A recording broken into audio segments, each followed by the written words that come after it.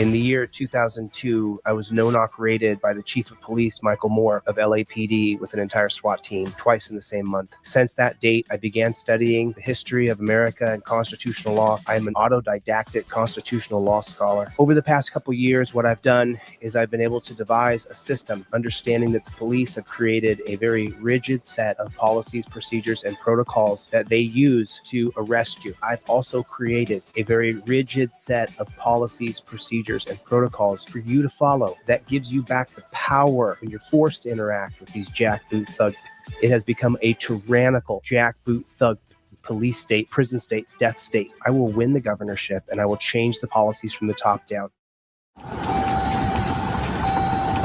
Hi, I'm Corporal Wayne with the Talking County Sheriff's Office. The reason I pulled you over is you don't have any taillights on. So cops got me pulled over. First thing I'm going to do when I start recording is I'm going to put this hand right here. You see that? You see how that works? This hand is now up in the air. My camera is going to bright up the sky. So if it's nighttime, then the coppers can see that the camera is in my hand. You can see that my hand is here. The other hand goes up into the window. I'm in touchdown position right here. My hands look like they're a goalpost. This hand is actually, I took my little miniature armrest right here. I put it up right here. Bam. This is how I use my trifold. If anything happens to me, I'm all set right here. Okay, now that I got this like this, my camera's rolling. Most important thing. Second thing, my elbow goes in the windowsill right there. Do you see that? My elbow goes in the windowsill right there. There it is, right there. Now, with this hand up in the air and this hand up in the windowsill right here, I'm all set. I'm all set.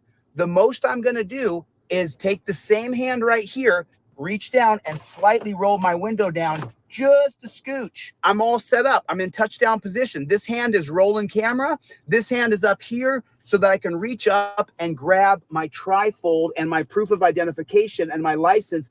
Everything is up in my visor. When that copper comes up to my window and he says, "Do you know why I pulled you over?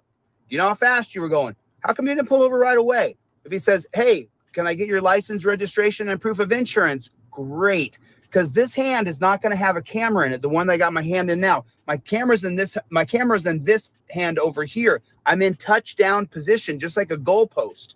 Now, from right here, I'm going to reach over and I'm going to, with the same hand that this phone's in, I'm going to reach over and grab my license, registration, and proof of insurance that is in my trifold right here.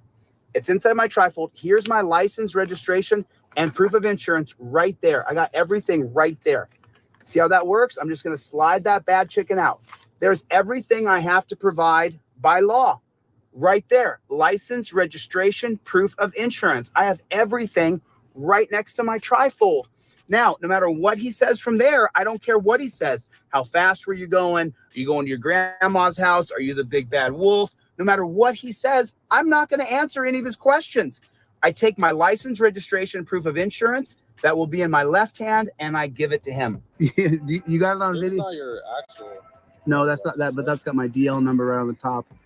Okay. D1940. So you don't have your actual driver's license? Well, I mean, that is an actual photocopy of my driver's license, a laser copy. Actually, if I take the rest of the tape off there, it looks prettier than my actual driver's license. There you go. I don't want to deal with he didn't identify himself. He didn't have his registration. He didn't have his current ID. He didn't have his current insurance card. No, no, no. I have everything ready to go. It's right here with the same hand right here. I'm going to take it like this, and I'm just going to slip my information right out the cracked window for that jackboot thug pig. Put it in the comment section. JBTP, jackboot thug pig. Put it in the comment section. I don't have a back and forth. JBTP, put it in the comment section. With the pig, I don't do that. I do not have a back and forth with that pig. Where are you going? Where are you heading? All that? No. I'm not going to answer any questions. I'm not even going to entertain it. Not going to nod, nothing. I'm going to give him my license, registration, proof of insurance. I'm just going to slip it right there. That's how it's going to work. Here's my license, my registration, and my proof of insurance. Here's the insurance. Here's the rental car agreement. And my driver's license is right here. If you're poor and white or black or brown, don't reach around because you could die. It's a real thing. It's a reality here. So now I'm not going to get myself killed because I didn't follow a very rigid set of policies, procedures, and protocols. I'm recording everything with my phone from over here. Everything's being recorded. You see that?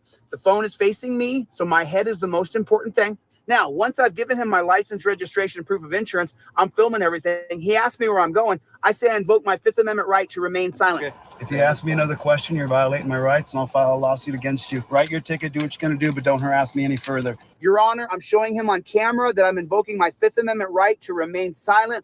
Piggy loses qualified immunity for questioning me. Say it with me.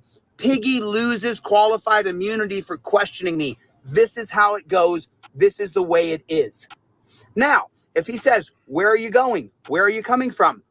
Do you have a firearm in the car? I'm then going to take my trifold and point at it, and I'm going to go down the list of questions. Don't ask me where I'm going. Don't ask me where I'm been. Don't ask me what my favorite color is. Don't ask me if I have a firearm. Don't ask me if I've been drinking. It says everything right there on your freaking trifold. You don't have to answer any questions. He says, where are you coming from? And I say, Not a single word.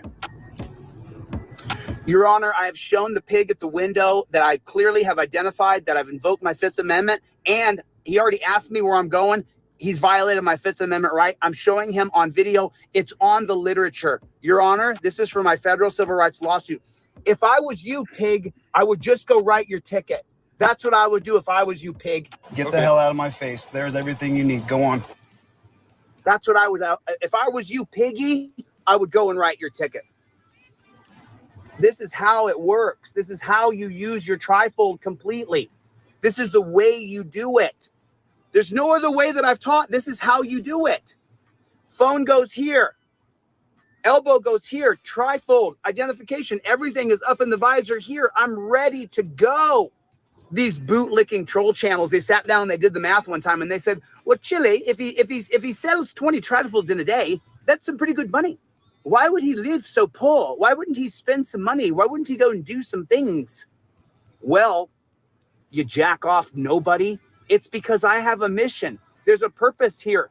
My purpose is to get a trifold in every single car in America. The mission is to get the Fifth Amendment cop cards in everybody's wallet. The yellow and blue cards only come out when there's a pig in front of you. That's when the yellow and blue cards come out. You don't pull the yellow and blue cards out until there's a pig in front of you. You memorize the cards so you know it backwards and forward. But this is how you do it. This is how you do it. Ladies and gentlemen, I present to you the new redesigned Fifth Amendment cop card. Now, the driver card is in blue and the non-driver card is in yellow. Now, they're easily color-coded. So you know driving is blue, non-driving is yellow. You have to have a pair of Fifth Amendment cop cards in your wallet at all times. If you carry your credit cards in your phone, it's the exact same size as your Visa, as your driver's license. And these cards, they're made out of the exact same material as a hotel key, your Visa card, your driver's license. They don't destroy. It won't melt in your wallet. You need to have a Fifth Amendment driver and non-driver cop card in your wallet. These are the best gift you'll ever give anybody. Thanks. My name is Chili DeCastro, and I am Delete Laws. What is going on out there in the land of the You wake up at 4 o'clock America, or around they 4 o'clock in just the morning. jumping on another video on me there. I got it on a continuous play. What's going on late in the middle of the night on Saturday night, Sunday morning? What is going on? How you doing? Thanks for coming. I appreciate it. Listen, trifold sales end on Monday. Right now, I got them for $12. Go to deletelaws.com. Get a trifold right now. I got a bunch of these cop cards. If you get a cop card, I usually give you an extra pair, maybe two. I got so many of these cop cards just sitting around. And so I'm like, I lowered the price way down so you guys could all get them. And then I give you an extra one or two or three. Depends on if you talk to me and say, hey, man, I really want some of those cards, you know. I just want to get my products into as many people's hands as I possibly can. If I can squeak out a living and be able to continue to press and push to try to change this jackboot thug pig system, can you put it in the comment section? JBTP. Yeah, Mingo Wingo. I saw that you got a print at home the other day, man. Thanks. I appreciate it. You're the only Mingo Wingo who shows up in my online store. You're the only one. Menu Life with 10 memberships. Thanks. I really appreciate it. What is going on? How are you guys? How are you? Do me a favor. Would you hit the like button? It's the thumbs up right down there. It looks like that. There's a thumb right underneath you. Just really, really quickly hit the like button. Remember, big trifold sales. Go to deletelaws.com right now. Deletelaws.com. Get a trifold. They're only $12 or 2 for $22. They're going to go up by $3 on Monday. Chevy, what's up, Playboy? I would be screaming Chevy, but the only thing is that there's people asleep around me, so I've got to kind of be quiet a little bit. What's going on, Claudette? How is everybody? Let's get ready for the first video. I know I'm coming in late at night right now because I'm so busy getting the new studio set up for Constitutional Law Scholar. I can show you guys. I can show you. You guys want to see it? Do you want to see it? I can't put it out there too much, but I mean, you know what I'm saying. I got to be careful. But I can show you a little bit. I think I got something that I sent off earlier. So let me turn the volume all the way down here. Yeah, boom. Look at that bad chicken. Setting that bad chicken up, getting a great big, oh, what's up with the Playboy? Look at that. Oh man, I cannot wait. I cannot wait for you guys to see this new studio that I am setting up right now to teach Constitutional Law Scholar. I am so excited about it. Who's in the chat? KT is here. Chevy, what's up, Playboy? Danelle Brown, how you doing, Danelle? Thanks for coming. Bree, good to see you guys. Thank you. I know I'm going really late at night right now. Pretty soon, I'm going to be putting all my content on Patreon because YouTube is doing what they're doing. All right, let's jump into this video real quick, and I'll tell you what's going on here. This is a Terry stop. This is a Terry stop. We all heard that before. Hibbing, Minnesota. 10:30 a.m. Friday, July 20th, 10:30 a.m. Hibbing, Minnesota.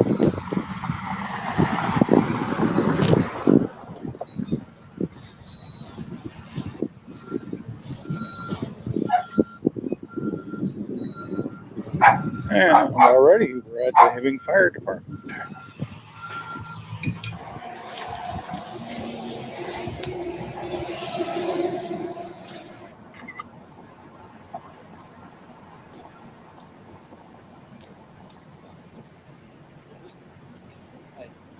We're gonna sneak in there real quick. Yeah, no, I take them where I can get them.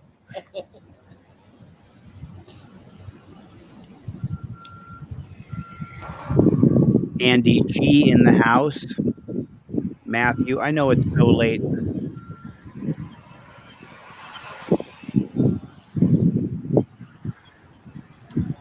What's the matter? You is here. Taking pictures? For possible publication, working on a story.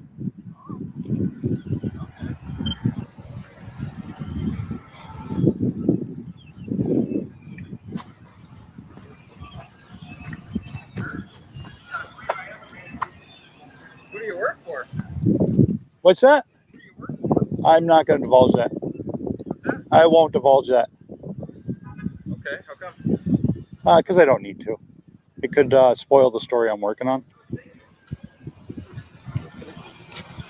Did you get permission from the city to? Okay, who are you? Can I get your name? Huh? Can I get your name? My name's Alan. Alan. Nice to meet you, Alan. My name is Ryan. Yep. You need to talk to the chief or anything? No, just taking pictures. I just need the pictures, that's all. Okay. Just wondering if you had city permission, that's all. Don't need it. But I appreciate it. Thank you. So he's done nothing wrong. Brandy can attest to that. Brandy Sweeney can tell you.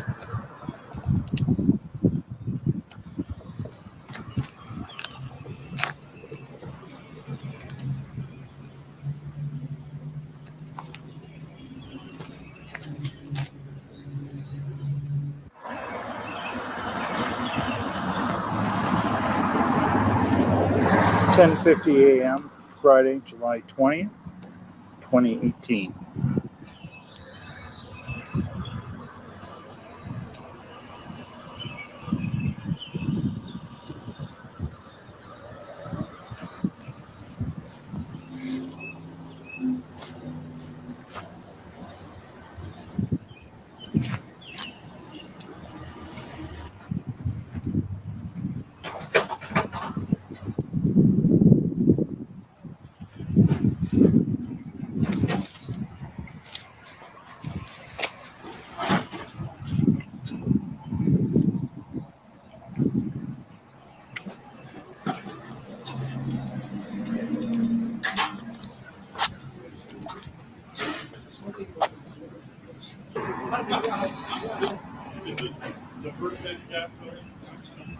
When he asked me for it, I said, yeah, that's what he wants.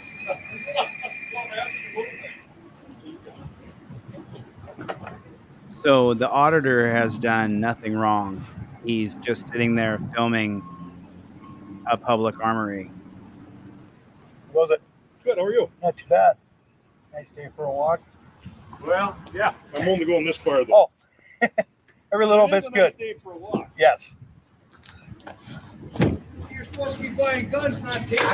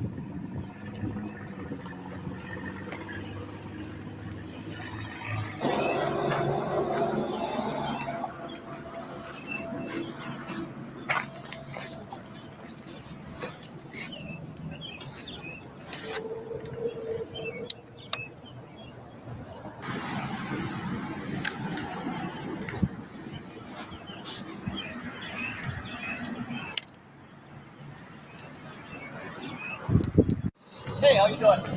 All right, yourself? Good. Hellos for suckers. Don't do it. Don't get looped into being Mr. Friendly. He doesn't want to be your friend. Apparently the armory's all bent out of shape because you're taking pictures or something. Can I get your name? It's Sergeant Everett, Hibbing PD. You have a badge number, Sergeant? HI 108. Thank you very much. What's going on? Exactly what you see. Okay. Yeah. Can I ask, is there a specific reason for your... Well, there's always a reason, but I'm not going to share it. Okay. Yeah. I'm going to be on my way. Have a good day. You're going to stay here for a second. Are you detaining me? Yes. For what reason? Okay, I'm going to stop it right here for one quick second. This is what I'm talking about. If you say any other words, then I invoke my Fifth Amendment right. I invoke my First Amendment right to be press. Then that dirty jackboot thug pig might just be offended by what you say. Now, run it back here real quick, okay? He hasn't got out. He's getting out of his car. So the cop's walking up. All bent out of shape. All right, yourself. How you doing? Excuse me? How am I doing? What's the point in this interaction? Why are you saying hello to a cop? His goal is to arrest you. His goal is to put you in torture cuffs and take you to a dungeon. You pull out your Fifth Amendment cop card and you read it. You start with number 1. Cop sighted, you start filming, and as the cop walks up, he's filming, he has his camera in his hand, and he says, I invoke my First Amendment right to be press. That's why I created the card, so you would have a step-by-step tutorial so that you wouldn't go to jail. Because if you start off being, oh, hello, how you doing? He says, oh, what are you doing? Oh, I'm going to keep that to myself. You're being evasive. You're being combative. I've been in the game for a long time. I've been doing this for a long, long time. Just got out of jail. I understand this game inside and out. You want to immediately invoke your First Amendment right that comes right on your Fifth Amendment cop card. I invoke my First Amendment right to be the press. It's just like your driver's license. Doesn't melt, doesn't bend. This is the non-driver card. This is the driver card. If you don't have the cards, I'll email it to you for free. And then you memorize the card and you start off with number 1. Cop walks up. Let me just play it and I'll show you exactly how I'd run it. So, Hey, how you doing? I invoke my First Amendment right to be press, officer. all right, yourself? Good. Apparently the armory's all bent out of shape because you're... I invoke my Fifth Amendment right to remain silent. That's how you do it. That's how you do it. That's the way that you do it. I mean, I just, it's so frustrating to watch people talk to cops. Taking pictures or something. Can I get your name? It's Sergeant Everett, Hibbing PD. You have a badge number, Sergeant? HI 108. Thank you very much. What's going on? Exactly what you see. Okay. Yep. Can I ask, is there a specific reason for your... Well, there's always a reason, but I'm not going to share it. Okay. See, but you started off saying, hey, how you doing? Oh, doing pretty good. How you doing? Why are you being friendly? So that later you could say, oh, I'm going to keep it to myself right now. And now this dirty jackboot thug pig is offended. Put it in the comment section. JBTP. Is this dirty jackboot thug pig offended? Yes or no? If he's offended, put JBTP, jackboot thug pig. Put it in the comment section. Thanks for the super chat, Tex. Tex, you got a pair of cop cards, Tex? You got to have a pair of cop cards. If you can't afford them, I'll give them to you for free, Tex. You already put in $5. I'll ship them to you for free. If you want to buy them on my website, great. I don't care. You have to have the cop cards in your freaking wallet because then you won't make a mistake. Hey, how you doing? Pretty good. What are you doing? I'm not going to tell you. Okay. Yeah.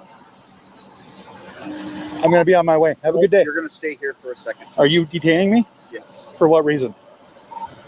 H5 St. Louis.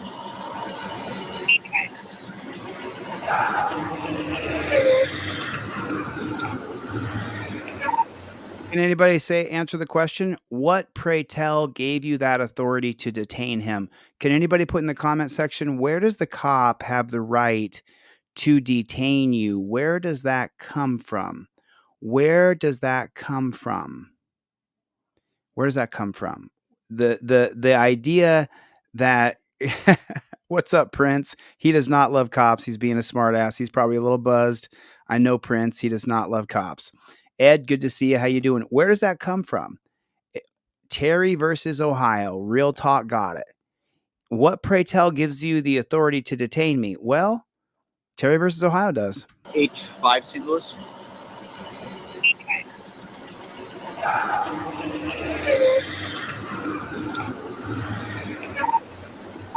Apparently you are taking a call about a suspicious activity at the armory. I'm all with that meal. Because I would like to know what's going on. Now, I've been very pleasant, I think, with you, and I'm asking you simple questions about what's going on, and you may have a very legitimate reason. Can you explain that to me?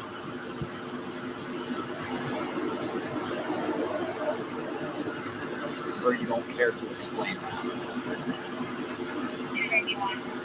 Okay. Can I see your identification, please? Have I broken the law?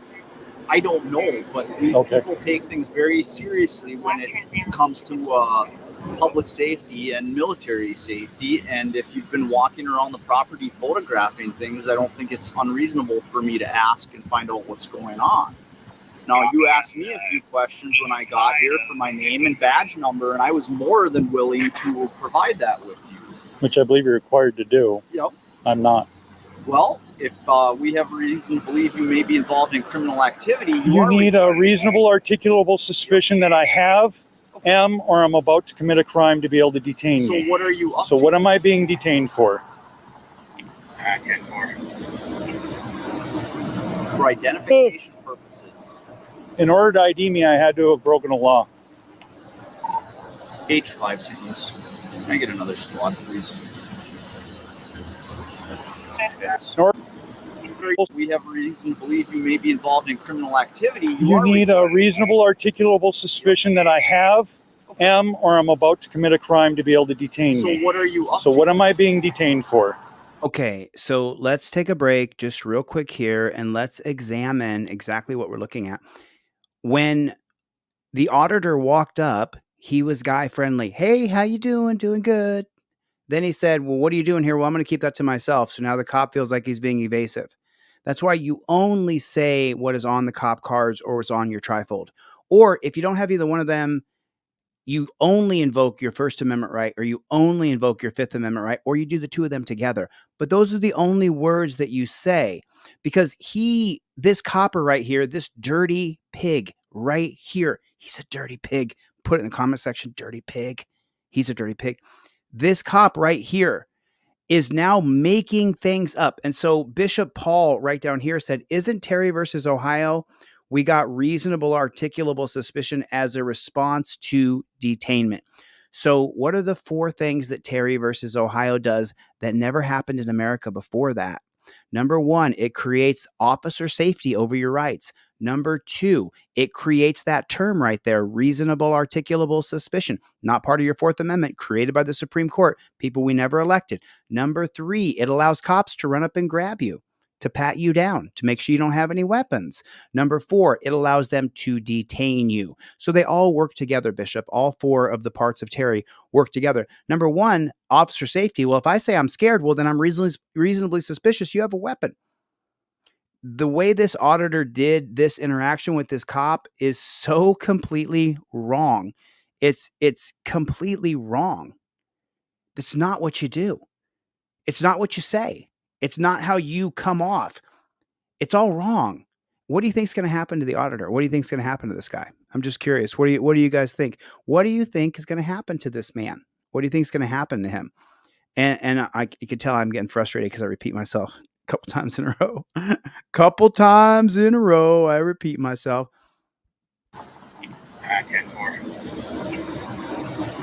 For identification purposes. In order to ID me, I had to have broken a law. H5 seems. Can I get another squad, please? It's calling for another squad car.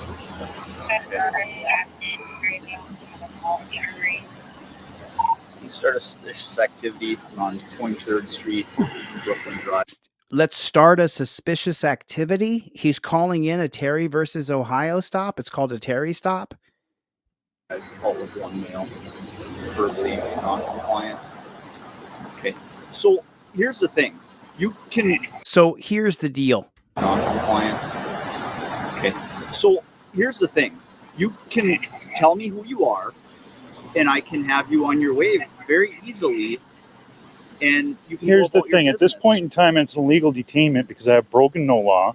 Okay. I'm in the process of breaking no law, and I intend to break no law. You have no suspicions of any of those 3. Okay. So therefore, you have no right to detain me or try to ID me. That might be what you think. That's what I know. But you can tell me, and I can get you on your way. Am I being detained, or am I free to go? No, you are not free to go. Okay. And take a look at the pig. Take a look at how bunged up he is. Look at him with his arms crossed. His shoulders are sucked up. I mean, just so you know, people. You see my shoulders and my neck right here? Now let me show you to you. Let me clear this off right here. See my shoulders and my neck? It looks normal. Now let me show you like this. This is me bunged up. This is me upset. This is me frustrated. See how high his shoulders are up on his neck? He's upset because he walked up and the guy started off with all, "Oh, how you doing? Pretty good. How you doing?" And then, "What are you doing here?" "Well, I'm going to keep that to myself." That's not what you do. You walk up and you say immediately, "I invoke my First Amendment right. This is a First Amendment audit." Now you've invoked your First Amendment right to be pressed. You told the cop what you're doing there. You want to just tell him this is a First Amendment audit. You're going to see on all the audits I do from now on, you're going to hear me walk up and announce, "Gentlemen, this is a First Amendment audit. I will be filming this interaction." Why not? You're fighting for the First Amendment.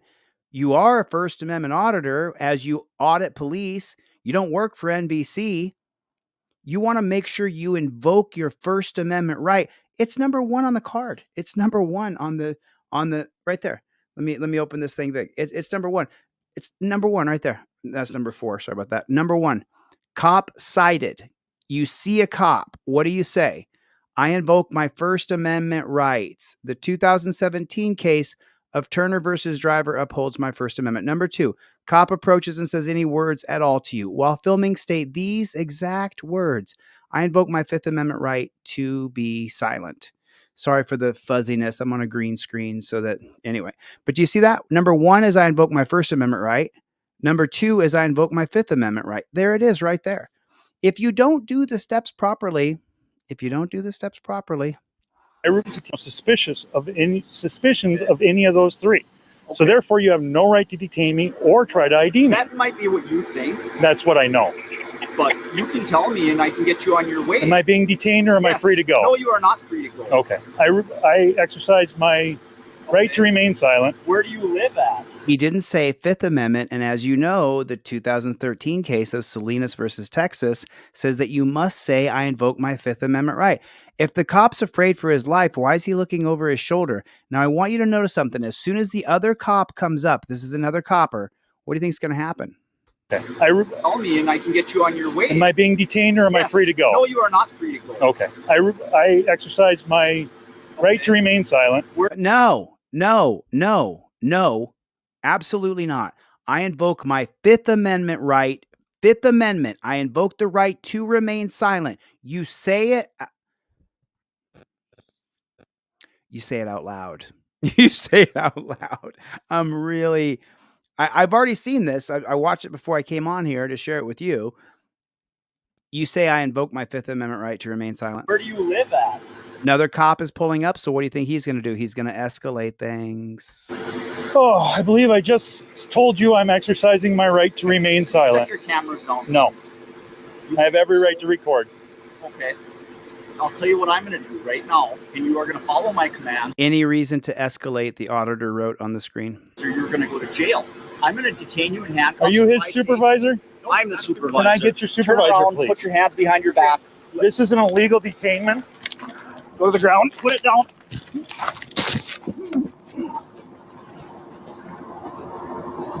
So frustrating. Why? I'm not resisting. Yes, you are. I am not at all. Nothing is tense. I'm completely loose. You got his arm behind his back? Yep. I'm coming back.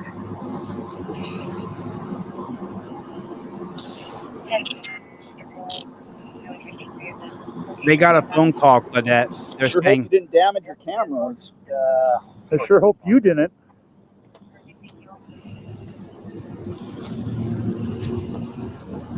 It's an illegal search. I do not consent to any searches or seizures of my person or property. Arrest, so Arrest for what? Based on the U.S. Constitution, we have the right to search you under search incident to arrest. What are you? No. I'm so sorry. I am so sorry. That is completely false. What the cop just said, just so you know, this is pretty much what I do with my time as I study the law, the rule of law, the Constitution, the Bill of Rights, Supreme Court cases that come out. I read SCOTUS blog every day. I do not consent to any searches Listen to the lie the cop says here. or seizures of my person Well, you're or under property. arrest, so Arrest for what? Under arrest for what? Now listen carefully. based on the U.S. Constitution, we have the Based on the U.S. Constitution? Okay. I know the Constitution pretty well. Let's see. right to search you under search incident to arrest. That is not in the U.S. Constitution. You do not have search incident to arrest in the U.S. Constitution. That was created by the unelected Supreme Court. It was never legislated. It was a policy created by the Supreme Court. The cop's lying. You arresting me for? Obstructing. Obstructing what? Legal process. What legal process? Information on a railroad arm sponsorship.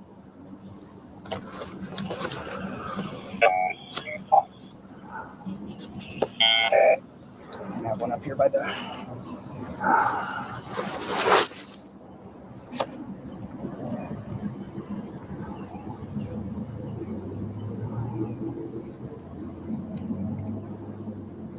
Let me know if I can help, Mikey. You're with. You shut that off. Shut that off, they said. Not touch my stuff. There's two videos here. Well, now you're going to jail. For So what? For what? obstructing. Obstructing what? Obstructing what? You have to reveal your papers when the government comes up to you in America? This is an illegal arrest. I broke no laws. You were investigating nothing. It's suspicious activity And when you're what is that, a photographing. misdemeanor or a felony?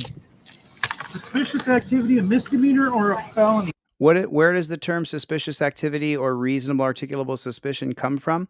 It comes from Terry versus Ohio. This was created in 1968 so the government could run up and grab Black Panthers on the streets because Black Panthers were fighting for blacks to vote. And truthfully, many state, local, and even part of the federal government didn't want black people to vote. And so they created Terry versus Ohio. They came out with the final holding after Robert Kennedy was assassinated on June 6th, 1968. And then on June 10th, 1968, they passed Terry versus Ohio that in the name of officer safety, cops need to be able to run up and grab you right after Robert Kennedy was assassinated. Now his son, Robert Kennedy Jr., is running for, well, he's running for a position in Trump's cabinet.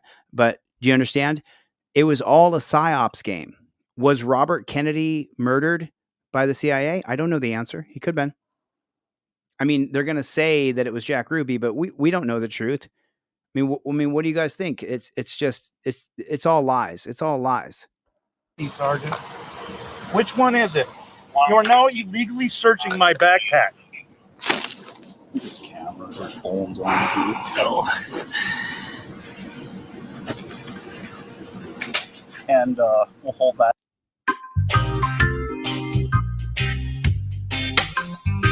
So this was his first video. Now, if I go back to his videos and I go to popular, and then I come down here and you can see, let me open this bad chicken big so you guys can see what I'm looking at. Now he has a follow-up video that I saw here. Let me just look up Hibbing. Hibbing.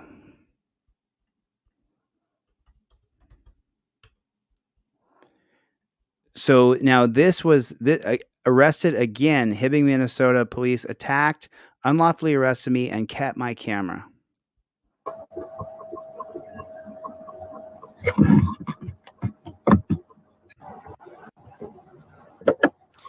Yeah, I'm all right. It takes him a second to start talking. It took him 35 seconds to start speaking. Yeah, I'm all right. Boomer asked if I'm okay. Hey, Sarah Tay.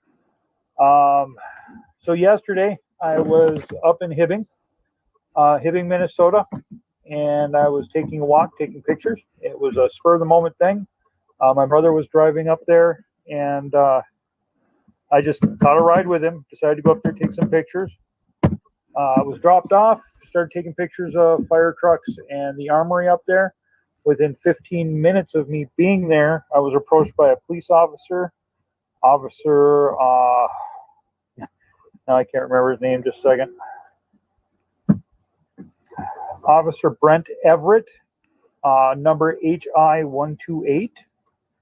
As soon as I'm done with this live cast, I have a bunch of information I'll post in the description. So anyways, I was actually done taking pictures and I was gonna live stream up there. I was getting ready to do that and proceed on to the police station, jail, and all of the,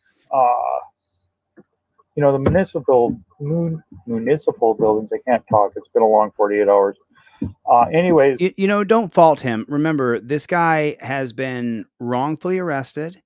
They have taken his equipment. They mistreated him. He had to go through the dungeon process, get himself out of jail. He's actually an attorney. The guy that you're watching right here, he's not super articulate, but he's doing the best he can with what he's got. And he was out there freedom fighting. He was filming the police. He was doing it. So we got to give him a little bit of credit. Don't beat him up too bad. Sergeant Everett approached me, asked me for my ID. I told him no. He told me to put my cameras down. I told him no. He called for backup, citing some sort of verbal non-compliance or something like that. And then as soon as his backup got there, they put hands on me, forced me to the ground, cuffed me, picked me up and put me in the squad. Okay, so when can a cop put his hands on you? Team DLZ, can someone answer the question? When can a cop put his hands on you? When does the cop have the legal right to run up and put his dirty little pig paws on you? When is that? Does anybody know? Yeah, from what I've gathered so far, this guy's supposed to be an attorney. So, Claudette, be a little more specific. You're close. There it is. Beef Supreme, got it. A cop can see you, say that he's suspicious of you. His suspicion of you makes him fear for his safety. Reasonable, articulable suspicion and officer safety. Then he can run up and grab you. He doesn't have to say a word to you. He can just run up and put his hands on you. That's how intrusive Terry versus Ohio actually is. And this is not the video I wanted to see. He stumbles through this so badly.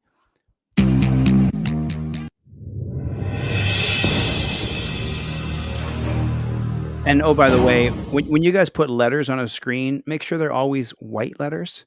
You could use a black outline and then put a drop shadow on it. Never use colored letters unless you're doing something funky. See, now you can see those letters right there. You can see them because they're white.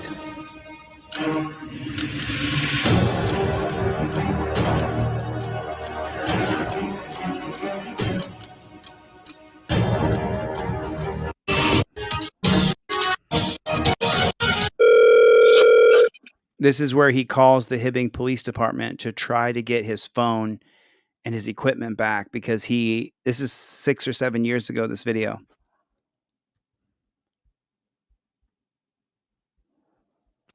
You have reached the Hibbing Police Department. If this is an emergency, please call 911. If this is a non-emergency and you need to speak with an officer, you may either call 911 or leave a message now and an officer will return your call at their earliest convenience. My name is Ryan Swanson. On Friday, July 20th, your Sergeant Bennett confiscated my phone and my camera. I would like to know why they were taken, and I would like to know when they will be returned. Please call me back. My number is 218. You see, you use white letters. Hibbing Police. Yes. Hi, my name is Ryan Swanson. Who am I speaking to, please? Alyssa. Hi, Alyssa. I'm calling in reference to a phone and a camera your Sergeant Brent Everett took from me on Friday. I would like to know why and why he's holding it and when I'll be getting it back. Okay. I do not know. So I can pass the message on and I will have an officer give you a call back. I don't. Okay. That's the same answer I've gotten twice already. I haven't gotten a call back. This happened on Friday. I've been without my phone all weekend. I want my stuff back. They're not going to give it back. The judge won't make the cops give your phone back. Okay. Let me just double check if anybody put it up front here. Hold on a minute. Which, by the way, we're at 3:04 in this real quick. Let me open this big so you guys can see what I'm doing. I'm going to teach you guys how to file for a demand for return of property. This is ChatGPT. ChatGPT will write my demand for return of property. I'm going to talk as I do it so that you guys can understand how to do what's called prompt engineering on ChatGPT. So I'm going to go like this. Hi, I want to, let me open this bad chicken big. I want to file a demand for return of property in Hibbing, Minnesota. My name is Jack John, and the officer who took my stuff is named Officer JBTP. Please draft a demand for return of property. You don't have to spell right, by the way. So there that is. There it is right there. Do you see what I just did? Do you see that? Do you see that? Look what I did. I wrote a demand for return of property in like 10 seconds on ChatGPT. You see, I did that subject demand. Dear Officer JBTP of the Hibbing, boom, boom, boom. Please be advised. Sincerely. You see that? It does the demand for return of property. Okay, cool. Cool. I'd like to get the body cam footage from the Hibbing Police Department for the stop. It happened on September 11th, 2024. Please include all the necessary sunshine laws that are available to me in the state of Minnesota in the request for the body worn camera. Here's a draft. Look at that. Look what it does. It does a demand for my body cam. Do you see that? Now I can get my body cam. Right here, please make sure. Let me just read it. Dear records custodian, I'm writing to informally request you that I want the body-worn cam footage related to the stop involving Officer Jack Boot Thug Pig, which took place on September 11th, 2024. Under the provisions of the Minnesota Government Data Practices, MGDPA, Minnesota code 13.01.13. I'm specifically requesting all body-worn camera related to Officer Jack Boot Thug Pig and any other officers on September 11th, 2024, involving me, Jack John. Under Minnesota Government Data Practices Act, body-worn cameras classified as public data when it relates to an individual involved in the footage according to Minnesota Code 13.825, Subdivision 2A2. I'm entitled to request and obtain this footage as an individual who's the subject of the data. If the footage is being withheld for any lawful reason, I request that. Okay, cool. But now let's do it again. Nice draft. Now, please threaten legal action and give a date of expected deliverance. It doesn't matter if you didn't spell it. See that? I didn't spell that correctly. To me. Here's an updated version demanding delivery by a specific date and a mention of potential legal action. And so it's going to rewrite it for me.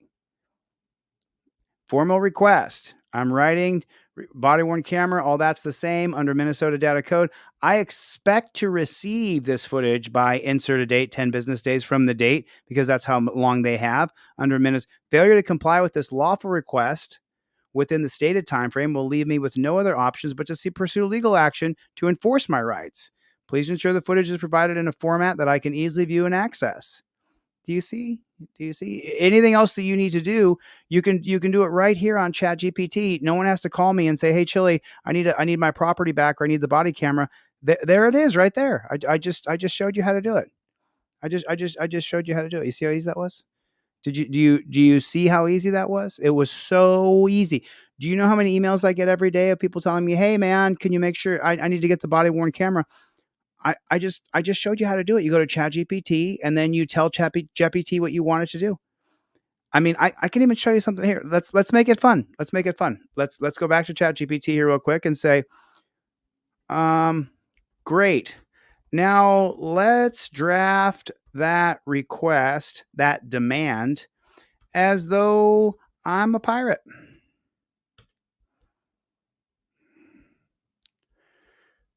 Hibbing Police Department.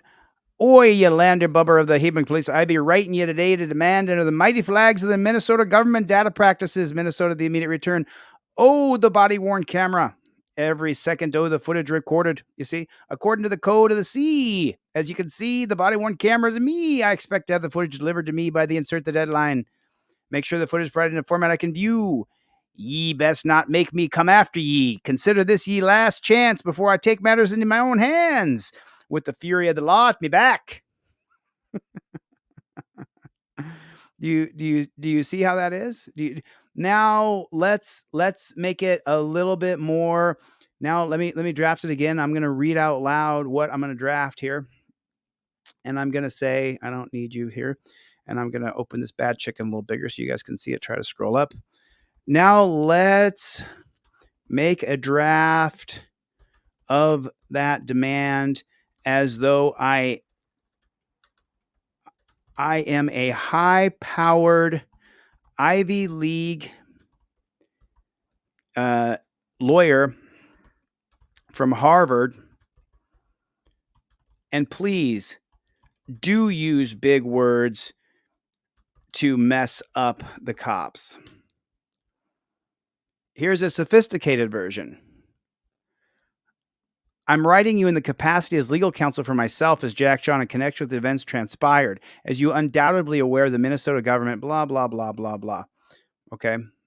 No. Bigger words. Still. More complex words that cops would have to look up. Okay. Understood. So here's another one. Now it's going to go. I'm not even going to try. Peremptory demand for expedited production of body-worn camera. Please consider the correspondence of a formal, unequivocal demand for prompt and complete disclosure of all audiovisual records, specifically those procured. Do you see? So you can write your demand for return of property or for the body worn camera in whichever tone that you want to write it in. You see? Are you guys getting this? So this is all on, which, by the way, there is a guy in Arizona named Zane Kane who I showed how to use ChatGPT. He wrote his entire federal civil rights lawsuit using ChatGPT. The judge who saw his federal complaint said, "This is the most complete federal complaint I've gotten this month." So that's what he told him. So I just wanted you guys to be aware of how that bad chicken works. Confiscated my phone and my camera. I would like to know why they were taken, and I would like to know when they will be returned. Please call me back. My number is 218. I'm calling in reference to a phone and a camera your Sergeant Brent Everett took from me on Friday. I would like to know why and why he's holding it and when I'll be getting it back. Okay. I do not know, so I can pass the message on, and I will have an officer give you a call back. I don't. Agree. I can. That's the same answer I've gotten twice already. I haven't gotten a call back. This happened on Friday. I've been without my phone all weekend. I want my stuff back. Of course he does, but they're going to hold it because they're going to. So the difference between, so a cop can take your things and say that they are contraband. So what does contraband mean? Contraband means that if you're confiscating my phone, then you're saying that it's contraband because it was used in the commission of a crime. So because he was filming them and that was his purpose there, he never said he invoked his First Amendment right to be press. He should have. And then the phone that he was using is now considered the object of the offense. If it was chemicals like Mary Jane or methylene, you know who that guy is. If it was one of those things, then they would seize it and say that it's contraband because it's the chemical or it's Mary Jane. In this particular case, they're saying that the contraband is his phone. And so they're not giving his phone back, which is a great big problem because his phone is not contraband. But he didn't invoke his First Amendment right and state that he was a member of the press, and he invoked his First Amendment right to be press. Okay. Let me just double check if anybody put it up front here. Hold on a minute. It was methany. Lively report. Okay, I'm going to transfer you to one of our investigators who's in his office right now. Okay. Hi, buddy. Hi, buddy. Good to see you. Missed you, man. I was in jail for a while.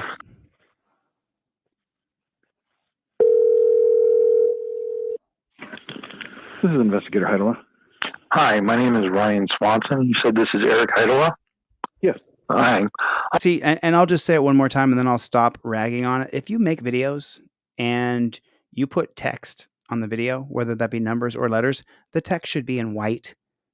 Because you with the black outline or drop shadow, that's fine, but make sure it's white. I'm calling in reference to an incident that happened on Friday where your Sergeant Brent Everett, I'm not going to go into it. Anyways, he arrested me. He took my phone. He took my camera. I would like them back. I would like to know why they were taken. I know a little bit about that case. My understanding is there's evidence at this point. So what happens with that is it remains in our evidence lockup until you go to court on this incident, or whether you whatever you choose to. So they're claiming his phone is contraband, that it's evidence. Plead guilty or fight it. Hey, listen to the pig. He can't help but say, if you plead guilty. On this incident, or whether you whatever you choose to plead guilty or fight it, then 90 days after that date of determination, the property will be returned to you. Okay, first of all, that's my equipment. I am a journalist. Now you say it. And you're not allowed to take my equipment as evidence. Second of all, what is it supposed to be evidence of? My understanding is you were recording the incident, and that is the evidence of your actions. You can't take my recordings as evidence against my will. Yes, they can. That's against the law. That's not. No, that's actually not evidence is evidence. No, it's not. Not when it's a journalist's equipment. But okay. Anyways, But he never claimed that protection. He never claimed. So the Supreme Court today is calling our rights, our God-given rights that existed before the U.S. government ever existed. Just so you know, the basis of the Bill of Rights is that these rights exist whether America is a country or not. You have the right to free speech, to be heard, to speak, whether you live in America, Ukraine, Switzerland, Israel. Boy, those are some hot button countries right there, right? But you have the right to speech. You have the right to the Second Amendment to self-protection, to self-defense. So the idea of the Bill of Rights is that you have these rights. They're given to you by God. Well, the unelected Supreme Court, a bunch of black robe tyrants, super elitists who never get pulled over, have never dealt with cops, they changed it to that your rights are privileges and that you have to state them and invoke them or you don't get them. Anyways, what is it supposed to be evidence of? My understanding is the recordings were on when the incident occurred, and it shows what happened. And the judge will need to see that. Okay, first of all, you guys don't have access to it. Or did you get a warrant to get into my equipment? I'm not sure what they're working on that. Like I said, I know a little bit about this, but I don't know everything about it. Cope dog it dog. All right, I'll just have my lawyer take care of it. Okay, sounds good. Thank you. Your lawyer does not have to take care of it. You can get a demand for return of property done yourself. You can get the body-worn camera yourself. Hello? Now this is the chief right here. You know, if a woman is in charge in an administrative position in government, I believe she has every right to that. If she's an attorney, if she's a judge, she could be my boss. She could be the company owner. But putting a woman in charge of a man in a physical space where she's supposed to physically manhandle him and be able to control him, I think is ridiculous. This is Brian Swanson. This is? Chief Cooper calling you back. I forwarded your voicemail to Investigator Dolanich and he'll know when you return those items. Your what? I forwarded your voicemail to Investigator Dolanich and he will get back to you and let you know when he'll return those items. They are being returned. I would guess so, yes. I just spoke to an investigator and he told me they were being held for evidence of something. Which investigator did you speak with? 1 second, I can tell you.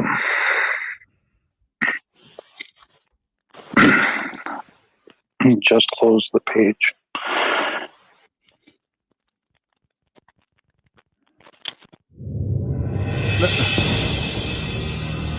I will read it for you because he made the font blue, which is really hard to read if it's small at all. And what it says with the person who he said, Mrs. Hooper kept me on hold for about 3 minutes, then came back and said they were being held for evidence and they were getting a warrant for my phone and camera. I will get my equipment back 90 days after the investigation. So then he's got to get a court. So that means he's got to get a court order to get his equipment back. What the hell is going on in Hibbing, Minnesota? Subscribe, call your government, and seek redress.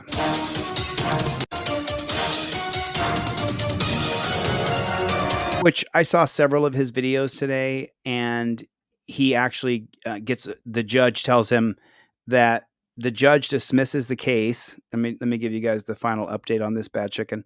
So the judge dismisses the case and then tells the auditor that the police are going to keep his equipment for 90 days in case they decide to appeal. You can't make this shit up. You cannot make this shit up. You can't make it up. It is just unbelievable. Protect. Real life is to protect me. If you want to protect me, if you want to protect me, don't touch him. Don't touch him. Don't touch him. Don't touch him.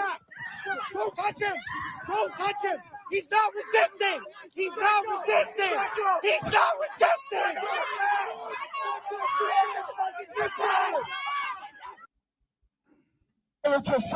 So watch, this cop will stop. This one loses his mind. This tall drink of water here. He loses his mind, starts freaking out like a beta male. I'm not sure if this one stops or this, but they stop and make sure that he runs into them. Protect. We alone is to protect you. If you want to protect me, if you want to. Did you see that? Watch it again. Watch it again. If you want to protect me, don't touch him. Don't touch him. Don't touch him. Don't touch him. Don't touch him. Don't touch him. He's not resisting. And then the cops attack him. If you want to protect me, He stepped in his way, blocked him, and stopped. don't touch him. Don't touch him. Don't touch him. Don't touch him. Don't touch him. Don't touch him. He's not resisting. He's not resisting. He's not resisting.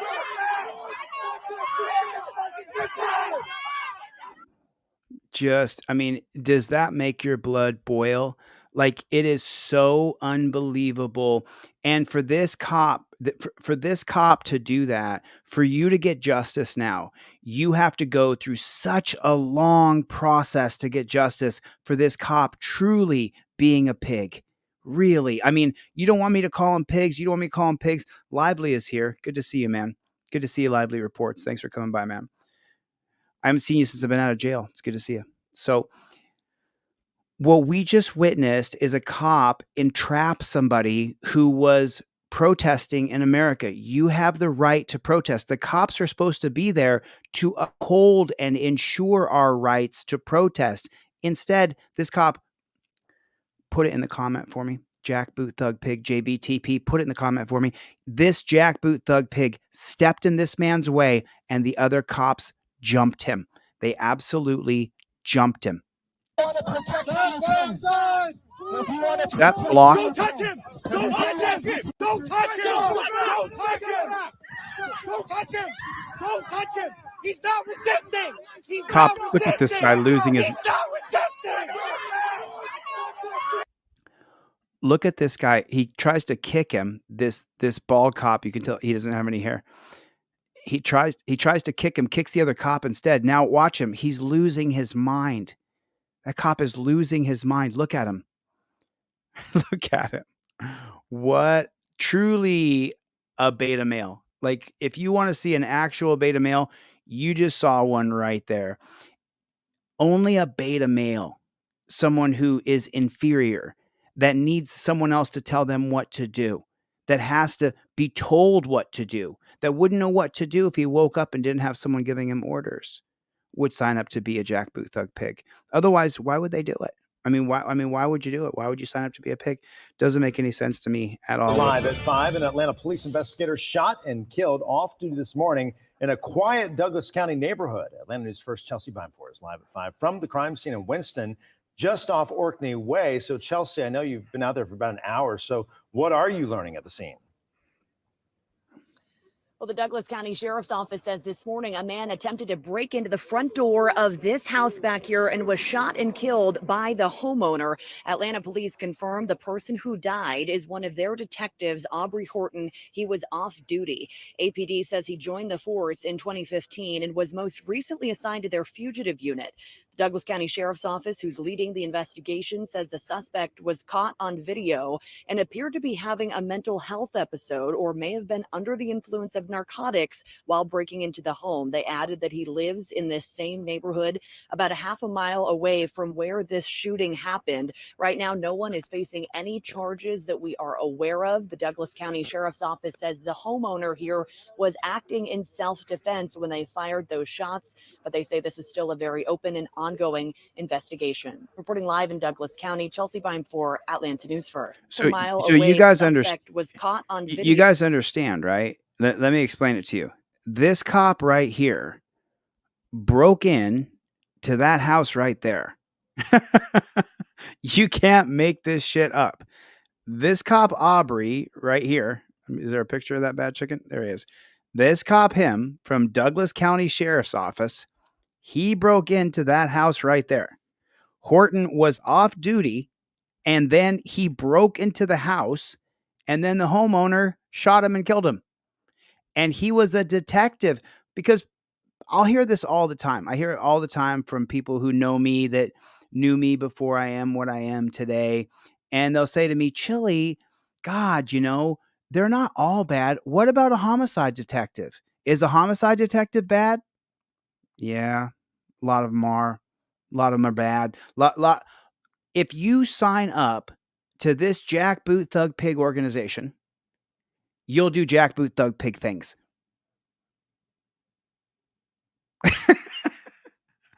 Could it be? Could it be if you sign up to this Jackboot Thug Pig organization that you'll do Jackboot Thug Pig stuff, like break into someone's house when you're off duty and get yourself killed? It's not too hard to understand, is it? You're not allowed to break into people's houses. We have the Second Amendment in America. We have the Castle Doctrine. You cannot go into someone's house and not expect to be shot.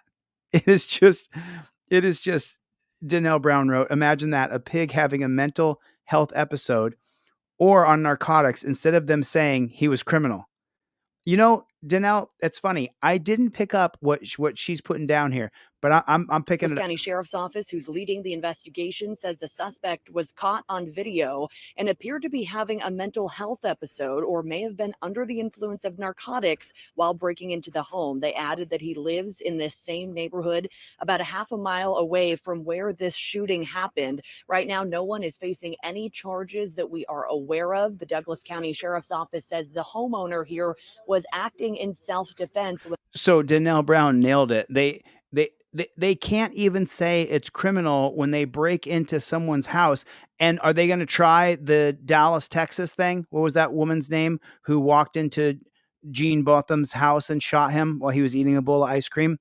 Amber Geiger. And then she went to prison for like a minute.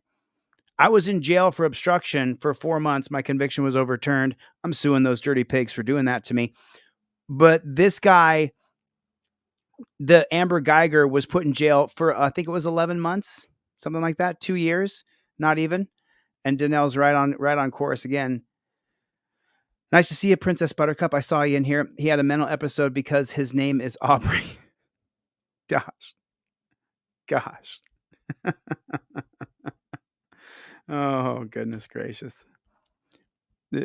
So this is a good one. This one right here is probably my favorite video that I'm going to share with you guys tonight. I won't keep you guys on here all night. I'm going to get out of here in like 15 minutes. So if you can stick with me through the next 15 minutes, remember, trifolds go up in price on Monday. Go to deletelaws.com, get a trifold, invoke your Fifth Amendment right. Cop cards go up in price on Monday. I lowered them down super low.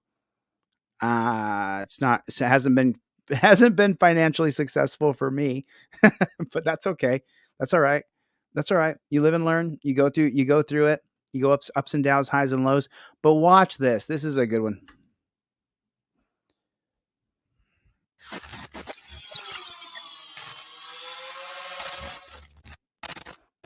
Which, by the way, it says CMPD, Charlotte Mecklenburg Police Department Headquarters. Charlotte Mecklenburg Police Department, I have featured on this channel in several different times. They are such a dog shit organization. Alan Hubbs.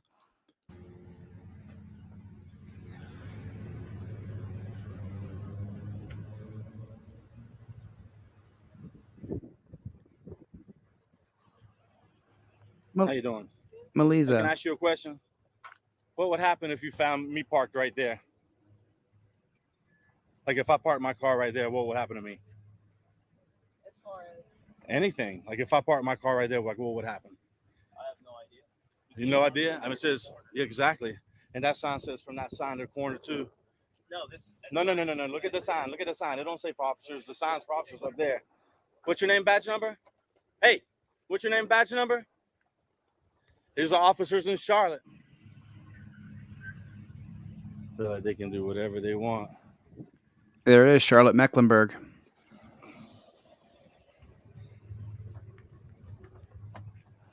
Oh, yeah. See that tag?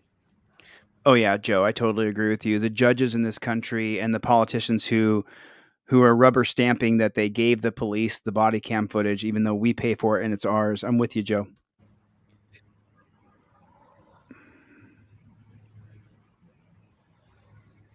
Later. What would happen if you found me parked right there? You get a ticket. So how do we give you a ticket? What's your name and badge number? A citizen sees something I'm sure we all have throughout our days when we are in public and officer parked illegally. Officer S-Top 5970. All right, but you're not above the law, brother. Okay, so you're going to get a complaint. Not going to get a ticket, to get a complaint. All right. City allows us to park here. No, not that sign. It says from here to corner. Why you allowed? Trust you? Why? Because you're a cop? So he starts up a conversation. Officer Escove, sensing the more he speaks on camera, the worse the exchange will go, decides to get in his car. Why? Because you're a cop? Hey, you're not above the law, man. You know what I'm saying? See, that's what they do. They ignore you because they know they're wrong. Hey, just remember, you're not above the law. Which, let's be fair, is true. They're not supposed to be above the law, but in reality, because of the systems in place, they are. With lack of oversight and, of course, punishment. Thank you to the YouTube channel Behind the Scenes for their piece. But let's get back to this. Are cops above the law?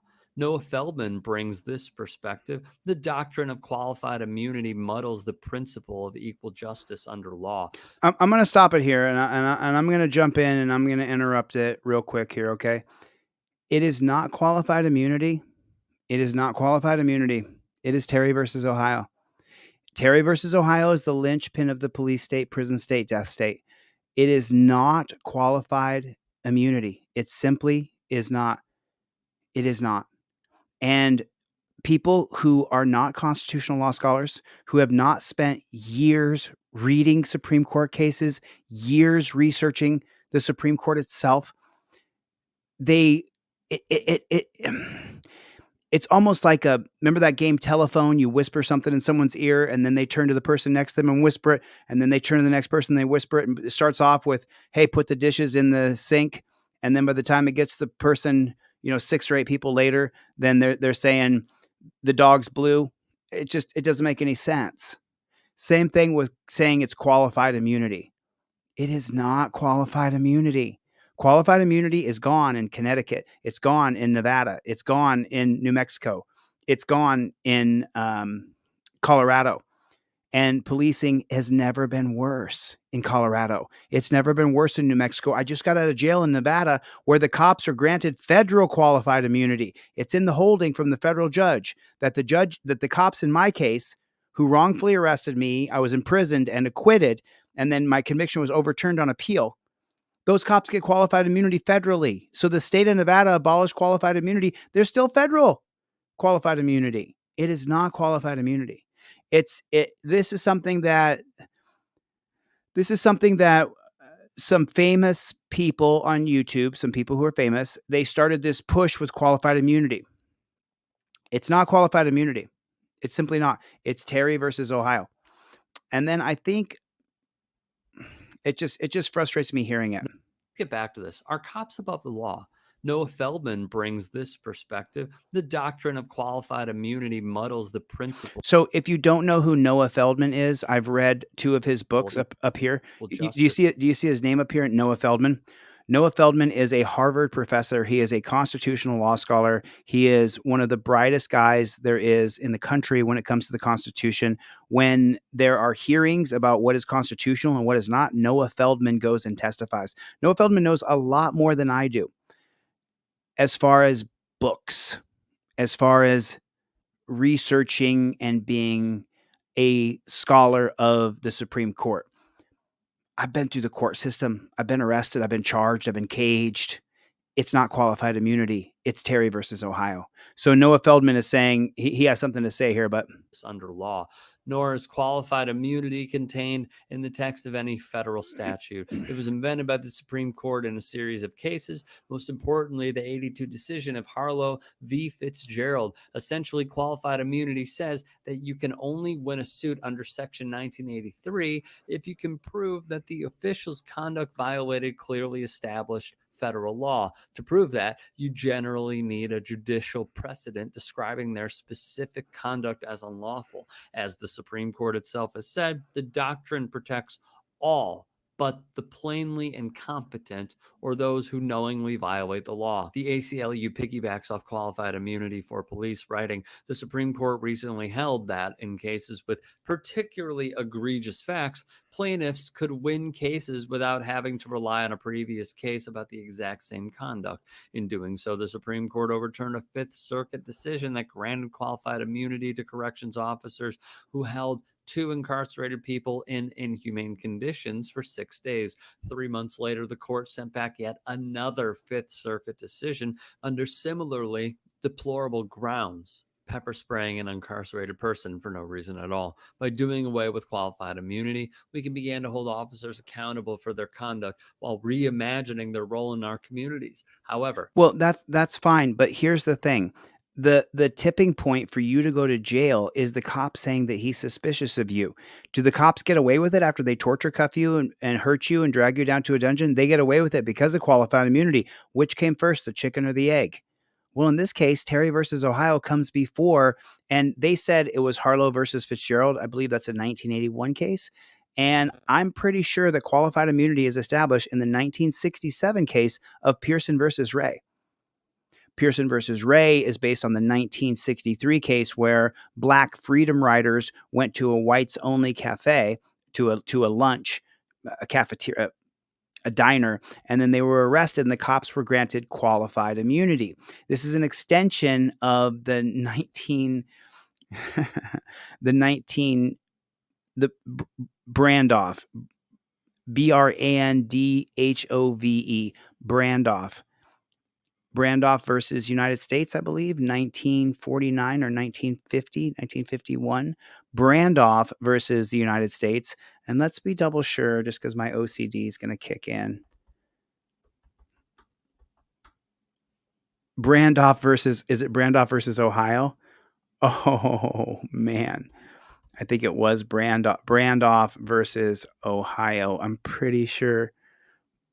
Anyway, the point is that that's where it comes from. The Brandoff case of 1950 creates it so that politicians and judges get qualified immunity. The 1967 case of Pearson versus Ray makes it so that cops and prosecutors get qualified immunity.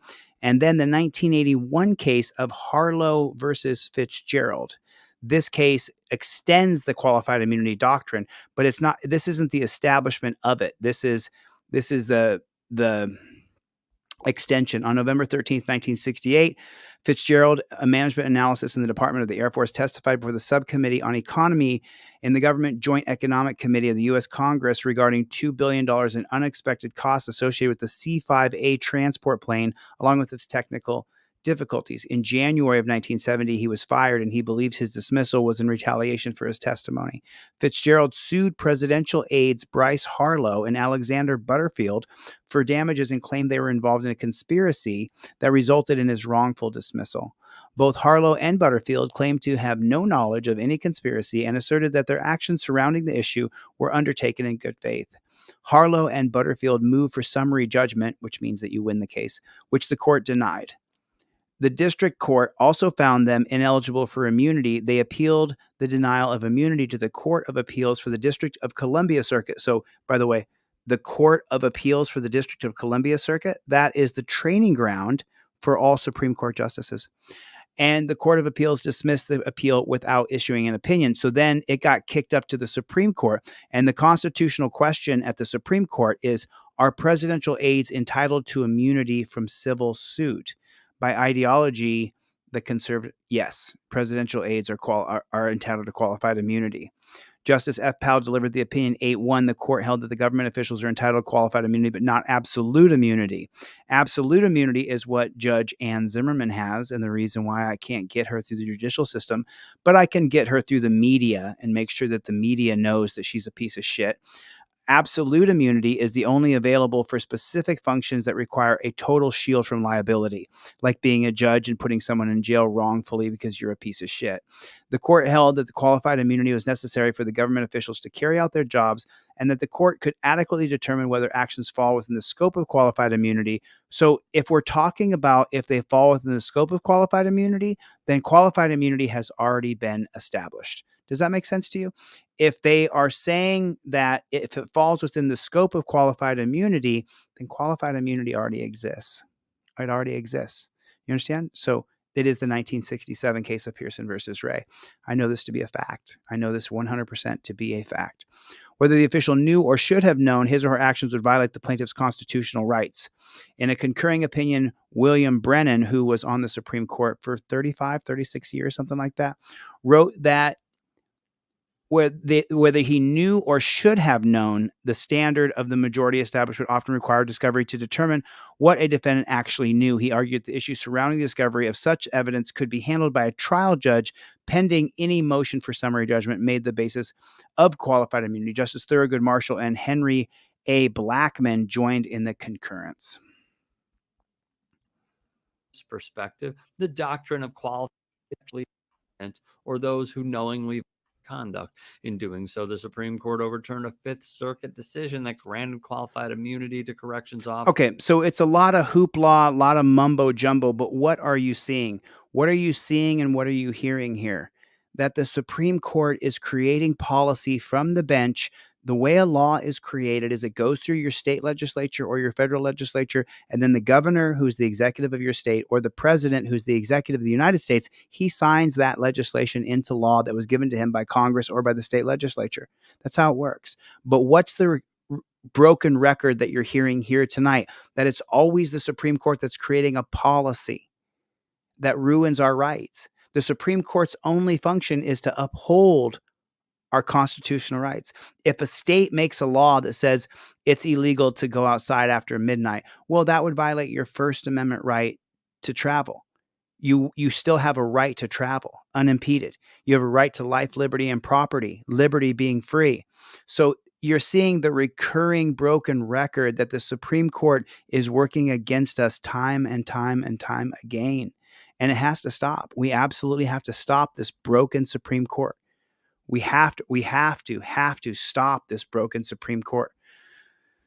So what happens in the end of this video? Blah, blah, blah. He explains more and more and more. He just explains over and over and over how the At least three major reasons that qualified immunity at the University of Michigan Law School wrote, there are at least three major reasons that qualified immunity should be abolished. First, when a police officer or other government official violates the rights of Americans, the victims of government abuse should be compensated for their injuries. Second, unless the government official who violates constitutional rights is liable, there is no accountability. Third, if government officials know that they will be liable for violating the civil rights of the citizenry, they will be less likely to violate the Constitution. Without consequences, there is no deterrence. That's exactly correct. But watch that match. David Grossman. By guy police officer. In July 2017, Officer David Grossman passed by the bar several times and became suspicious when he noticed 14. What do you hear here, though? What do you hear here? So this says officer slams autistic kid on the ground, loses qualified immunity. But what happened before the slam and before the qualified immunity? Listen carefully. Grossman passed by the bar several times and became suspicious when he noticed 14-year-old He drove by several times and he became suspicious. Police officer. In July 2017, Officer David Grossman passed by the bar several times and became suspicious when he noticed 14-year-old autistic boy Connor Livel. He suspected Connor of using an illegal inhalant because he saw Connor sitting by himself and making repetitive movements with his hands. That's when Officer Grossman confronted Connor. What's going on? Yeah, what are you doing? Good. What are you doing? I'm skimming. What? How you doing with this? What is that? Stop walking away from me. It's a stream. Even though Connor stated what he was doing, aka dispelling the officer's suspicion, Officer Grossman thought it was a great idea to add violence to the mix. Okay, so why are you bouncing around all over? You have any ID on you? No. Don't go anywhere. So the kid's autistic. Are you okay? Okay, I'm okay. I'm okay.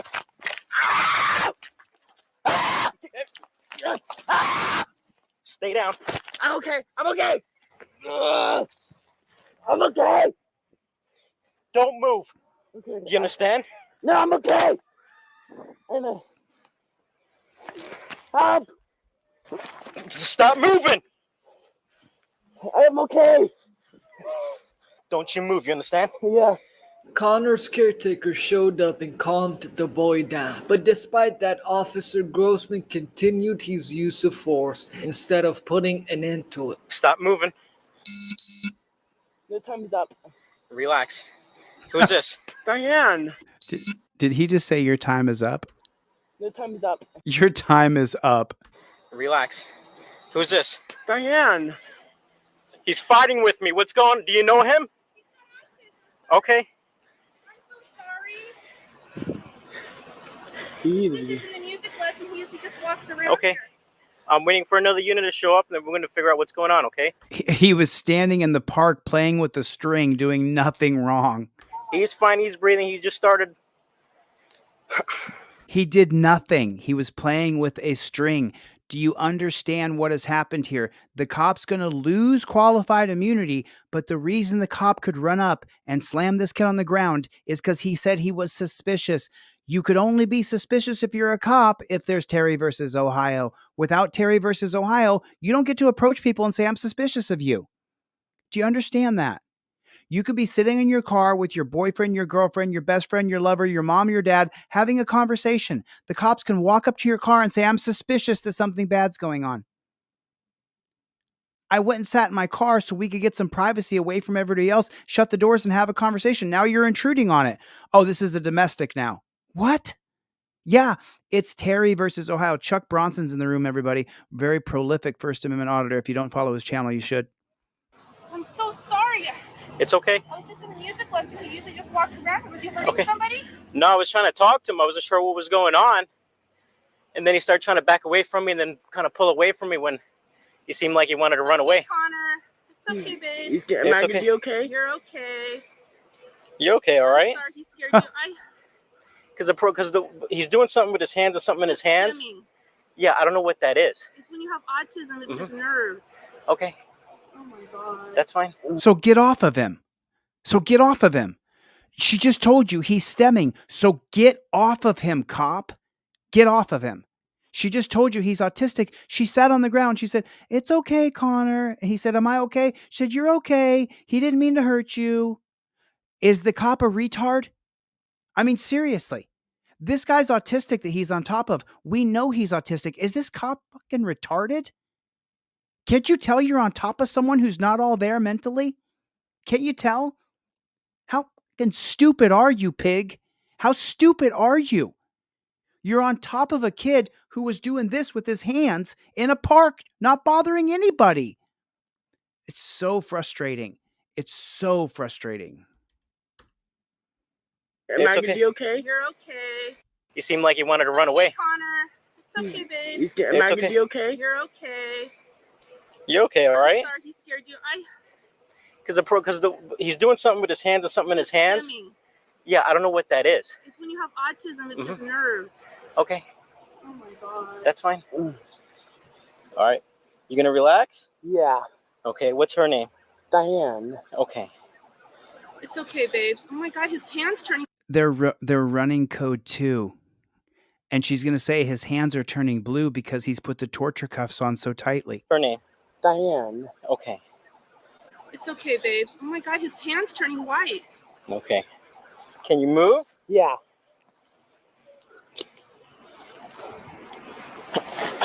Stay right there, okay? Get off of him. Don't move, baby. Just stay Get calm, off okay? of him. Yeah. You see the string in his hand? Yeah.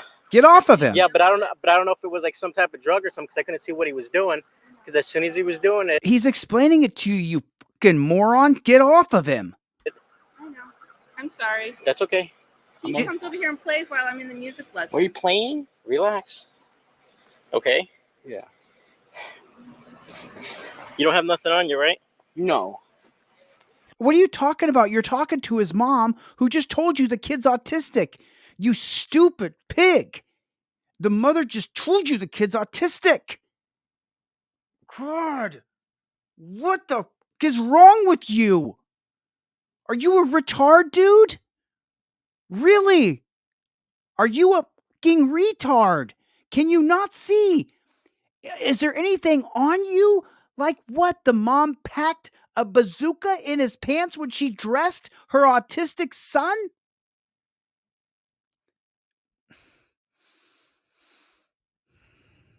Okay. He's only 14 years old. Tell me I'm slow units now, please. Okay, relax, okay? Yeah, I'll take a deep breath. Okay. Don't move, Connor, okay? Do me a favor, don't move. Yeah.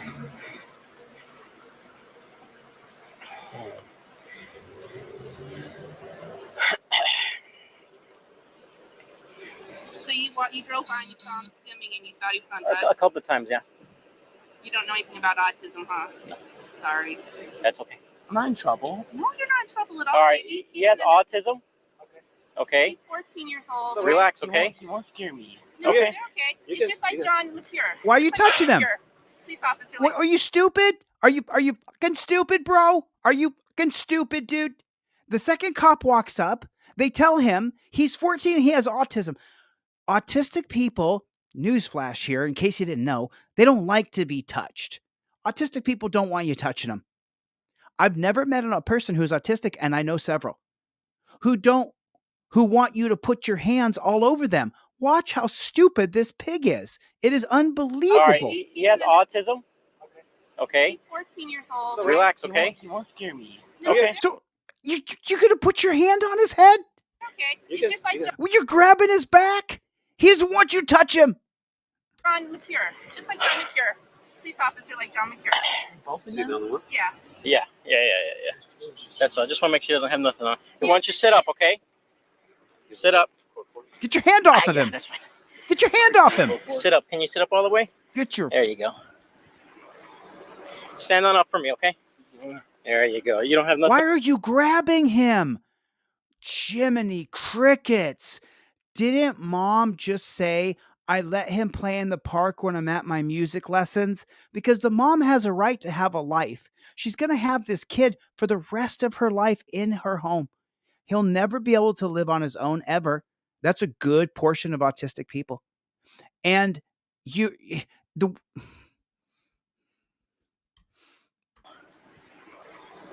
Stand on up for me, okay? There you go. You don't have nothing else? Nothing on you? Okay. Here, sit next to her right now, okay? Why are you Why is he squeezing his arm like that? Why is he grabbing him that way? Are you fucking stupid? Bro, I tell you what. I tell you what, you dirty son of a bitch. I come right down on you with a flying elbow. That's what I do. I jump up on a top rope. I come right down on your ass, boy. I tell you what, you son of a bitch. I tell you that right now.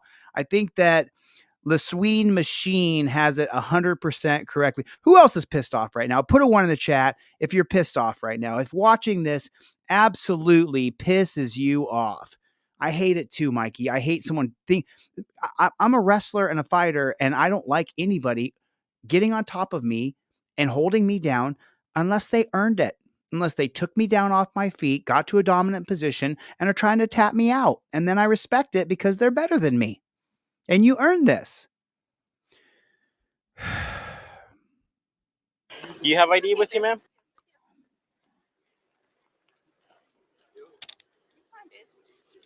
Connor's caretaker had nice things to say, and then Connor parted ways with the police. He is such a good boy. Seriously, that's why I was just like, I'm so sorry. No, I don't know what's going on. We were yelling, so. Oh, okay. Well, when we started falling on the ground, that's when I started yelling. But I just want to make sure that he was okay because, like I said, that string, I'm not familiar with it. So he seemed perfectly fine, but every time, like, he would hit his hand with it, and then he would go like this, almost like he was trying to smell something. We have problems with some kids, smelling inhalants, things like that, almost like gasoline, stuff like that. So I wasn't sure if that's what was going on. He likes his string. We go through a couple hundred of those strings, and sometimes it's our shoelaces too. Yeah.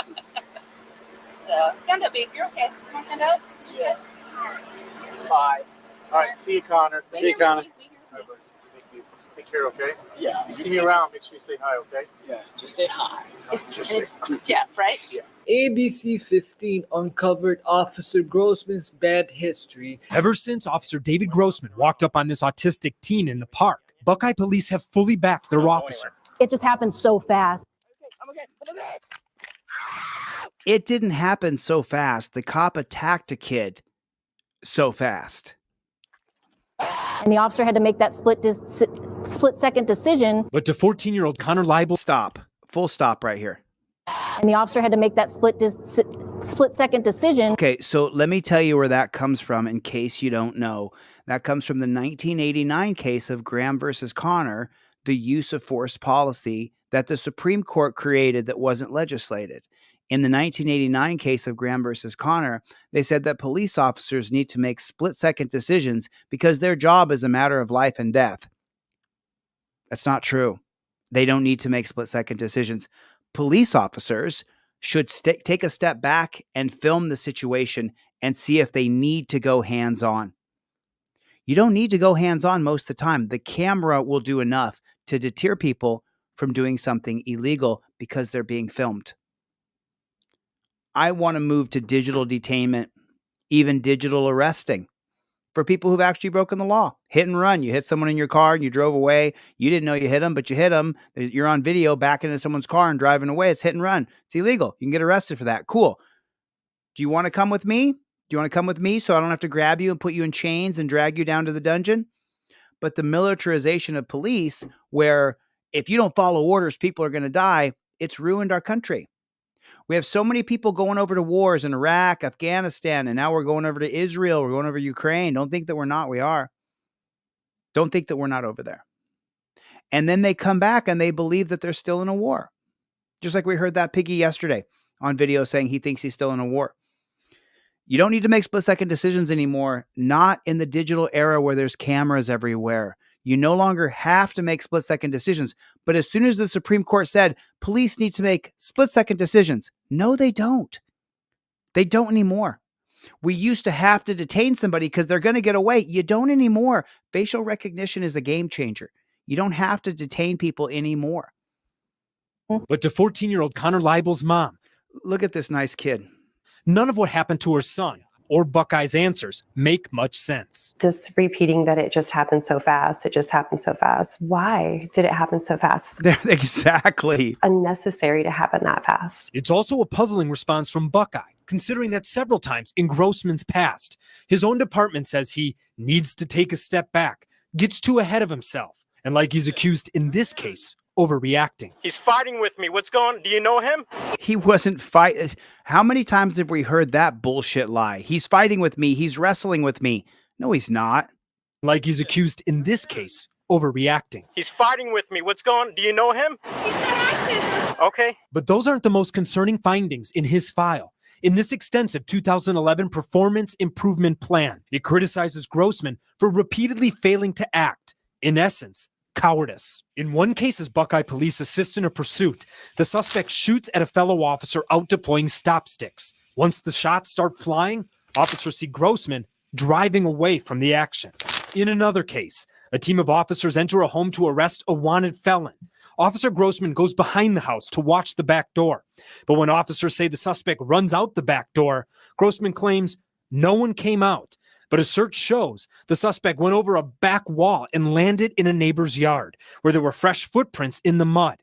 In a third incident, Grossman is one of 4 officers to respond to a domestic disturbance. While the other officers deal with a female armed with 2 machetes, Grossman is observed running from the incident around the corner.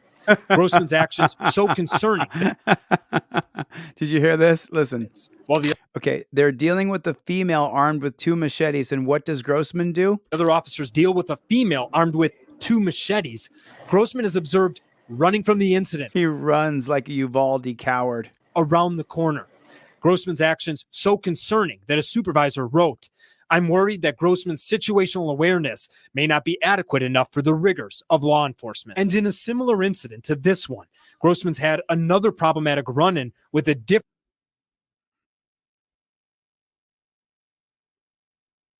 boy before. At another park, Grossman grabbed another teen he claimed was running away and wrestled him to the ground before spraying a chemical agent in the boy's face. After, the department found Grossman couldn't justify his actions, which were unacceptable and unconstitutional. We're very much advocates of law enforcement. They should all be proud to put on the badge. This one Wow.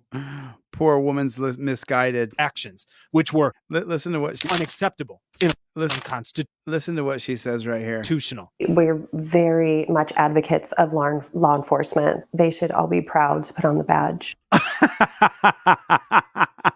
Very much advocates of Which were unacceptable and unconstitutional. We're very much advocates of law enforcement. They should all be proud to put on the badge. This one individual is where I think there's some fault. Put a 1 in the chat if she's dead wrong.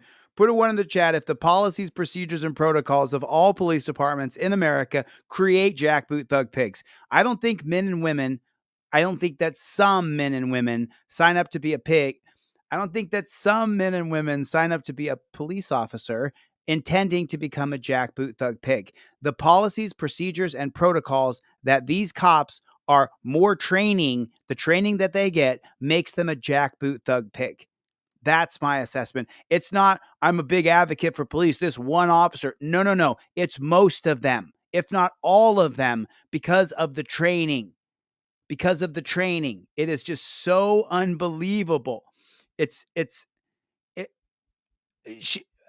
Put a 1 in the chat if that's exactly correct, because I'm going to put a 1 because I said it. It is exactly correct. That is exactly correct. I don't think that every single man and woman who signs up to be a cop signs up with the idea like, oh, I'm going to kill somebody. Oh, I can't wait to put torture cuffs on someone, even though I think a good percentage do, but not every one of them. I think the policies, procedures, and protocols make people jackboot thug pigs.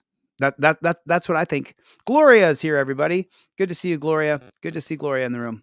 Javro. Family filed a lawsuit, and when it comes to the allegations of unlawful detention and unlawful arrest and excessive force, Officer Grossman was denied qualified immunity. Officer Grossman appealed to the Ninth Circuit U.S. Court of Appeals, which agreed with the lower court's denial of qualified immunity. The case then went to trial, and the jury decided in favor of Officer David Grossman. The jury answered 3 questions that was agreed with the lower court's denial of qualified immunity. The case then went to trial, and the jury decided in favor of Officer David Grossman.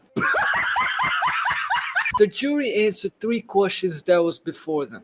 If Officer Grossman deprived Connor of his constitutional right to be free from excessive force, if Officer Grossman violated Connor's right under the Americans with Disabilities Act, and if Officer Grossman committed unintentional battery against Connor under Arizona law. The jury ruled no on all 3 questions. What? I mean, what fucking video did the jury see? What video did the jury watch? Unbelievable. The jury found Grossman didn't violate anybody's rights, that he didn't assault him, that he didn't. What kind of fucked up country are we living in? Who was on the jury? My blood's just boiling. Do you think this decision was fair? Comment down below. The pigs. Go to my website, deletelaws.com, and get a trifold. Laminate a copy of your driver's license front and back, your insurance and registration card, put it on a laminated slip, and it goes inside your trifold above your visor. Use the touchdown position. Hand goes on the seat over here as you film. This hand goes up, grabs the trifold, your driver's license, registration, proof of insurance. Everything that you do with the cop, you show the camera first. Cop pulls you over, license, registration. I'm already like this. I'm already filming the copper. So what's the first thing you do when you see a copper? You start recording, and your hands, look at my hands. I put my elbow right on that knob. You see that? And now I got my phone, and I'm recording inward right here. I'm recording myself. And then, of course, when the camera shoots across my face and goes out the window, it's hitting the copper. You always want that camera on yourself, so if anything happens to you, we can see you get hit. We want to make sure that you're in the camera. So you film like this. You hold your hands up in the touchdown position. Then when copper pulls you over, reach up, grab your trifold, your laminated driver's license, proof of registration, insurance. Right there, cop says, hey, can I get your driver's license, registration, proof of insurance? You pull it down and you hand it to him. There it is. Now he has my license, registration, proof of insurance. He says, hey, where are you going? Perfect. Now you grab your trifold out the top. You point at the trifold where it says, I plead the Fifth Amendment. You show it to the cop and you say, I plead the Fifth Amendment, officer. Where you heading? Officer, I just showed you on the trifold, I plead the Fifth. Please don't ask me any more questions. If I violated a code, then give me a ticket. I want to leave. Thank you for your time. You know how fast you were going? Officer, you're now harassing me. I've invoked my Fifth Amendment right. I showed it to the camera. This footage is going to go to the judge when I sue you. As soon as I hand him this, where are you coming from? Where are you going? What are you doing? Who'd you date when you were in 11th grade? Eat my shorts, copper. Stop harassing me.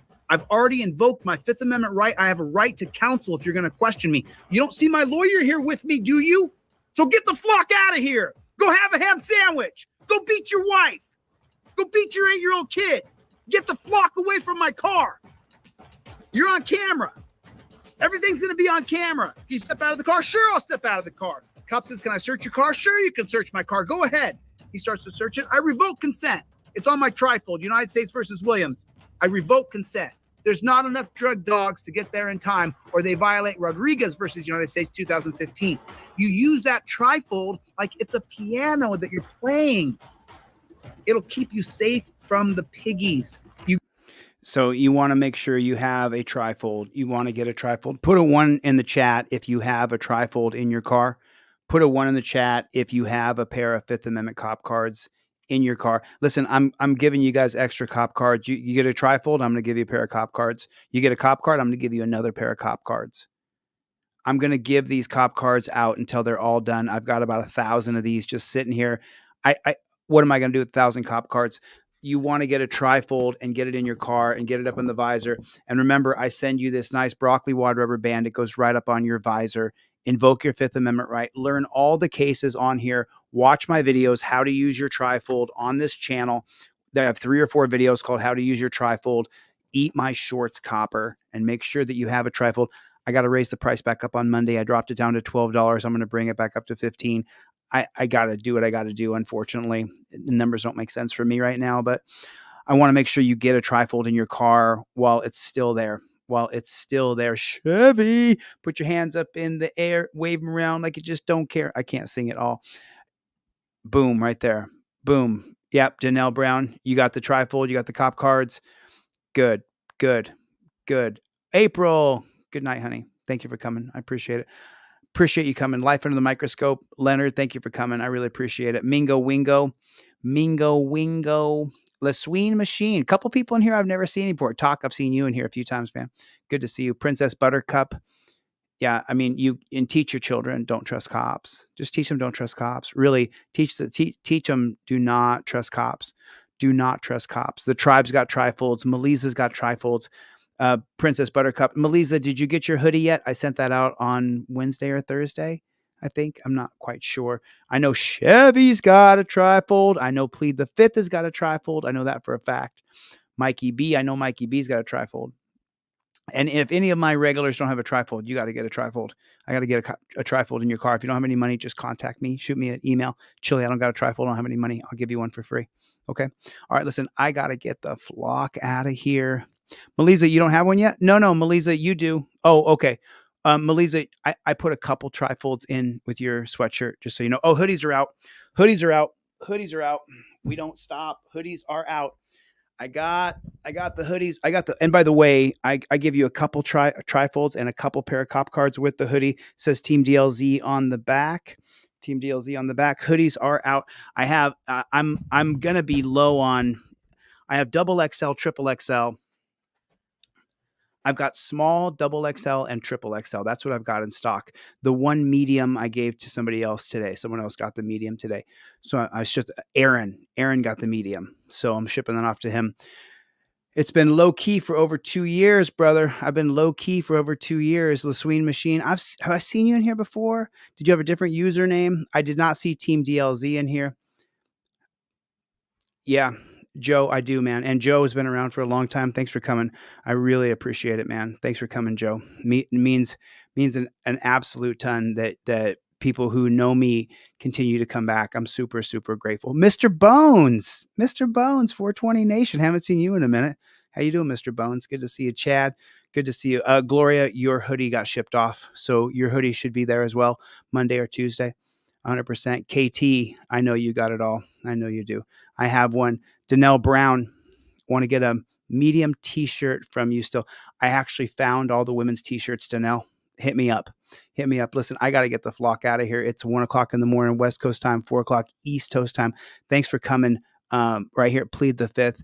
Love you. Thanks for coming. Really appreciate it. Plead the Fifth's a big supporter.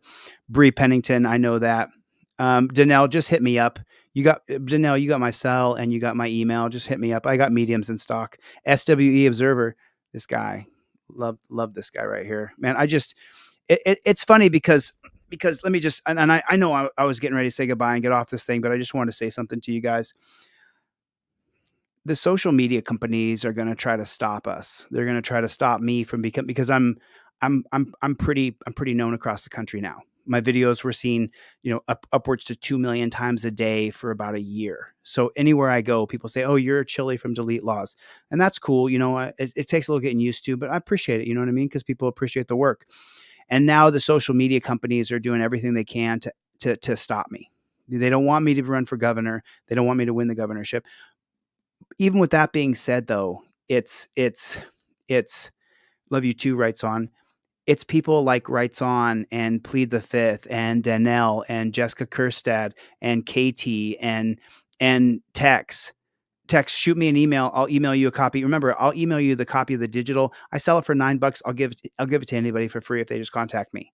So, but it's you people who are part of Team DLZ, Mingo Wingo, Andy.